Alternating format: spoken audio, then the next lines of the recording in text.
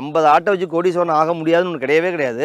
ஆகலாம், ஆனா அந்த டெடிகேஷன் ஃபீல்டு ஒர்க் இருந்தாதான் முடியும், இல்லைன்னா முடியாது. அவங்க யாரும் ஃபீல்டு ஒர்க் பண்றதே கிடையாது. ஒரு மாசத்துக்கு 1 லட்சம் ரூபாய் என்ற ரேஷியோல தான் உழைச்சிக்கிட்டு இருக்கேன் நான். இப்போ அந்த 1 லட்சம் ரூபாய் ரேஷியோ எனக்கு மாசம் மாசம் வருமானம் கிடையாது. நான் ஆரம்பத்தில் சொன்னேன், நான் வந்து இந்த ஜூன் மாசமும் ஜூலை மாசமும் தான் உழைச்சிக்கிட்டு இருக்கேன். நான் ஒரு 11 மாசம் 10 மாசம் கஷ்டப்பட்டேன் அப்படின்னா அந்த டேர்ன் ஓவர் எல்லாத்தையும் இந்த 2 மாசம் 2 மாசம் தான் டார்கெட். இந்த 2 மாசம் தான் நமக்கு டார்கெட். இந்த 2 மாசத்துல மந்த்லி 1000. இப்போ ஒரு ஆடு நம்மள்ட்ட வளருதுன்னா ஒரு மாசத்துக்கு ஒரு ஆடு 1000 ரூபாய் நமக்கு வருமானம். அப்போ நீங்க 50 ஆடு வளர்த்தீங்கன்னா 50,000 வருமானம். 100 ஆடு இருந்தா 100 ஆடு வருமானம். என்கிட்ட இப்போ 140 ஆடு இருந்துச்சு, இப்போ 40 தான் நிக்குது. இந்த 2 மாசத்துல கிட்டத்தட்ட 100 ஆடு நான் வித்துறேன் நான். அப்ப இதுக்கு முன்னாடி மாசம்லாம் நான் தீனி போட்டுட்டு இருந்தேன். வித்தது வந்து பல்கா இந்த 2 மாசத்துல கிட்டத்தட்ட 1.5 மாசம் தான் ஆகுது.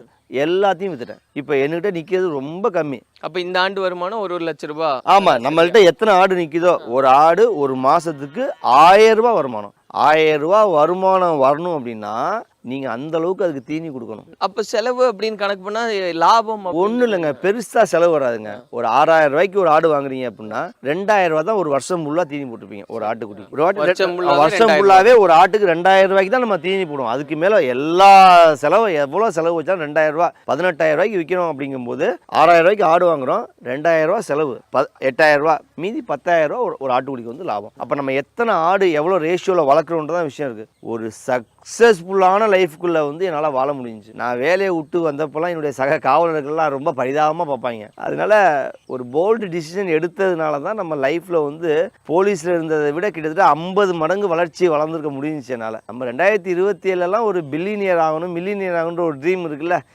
அதை வந்து நம்ம 2027 சக்ஸஸ் பண்ணணுன்றது தான் அடுத்த கோல். நீங்கள் நினச்ச மாதிரி எல்லா கனவுகளும் வசப்படும். கண்டிப்பாக வாழ்த்துக்கள்.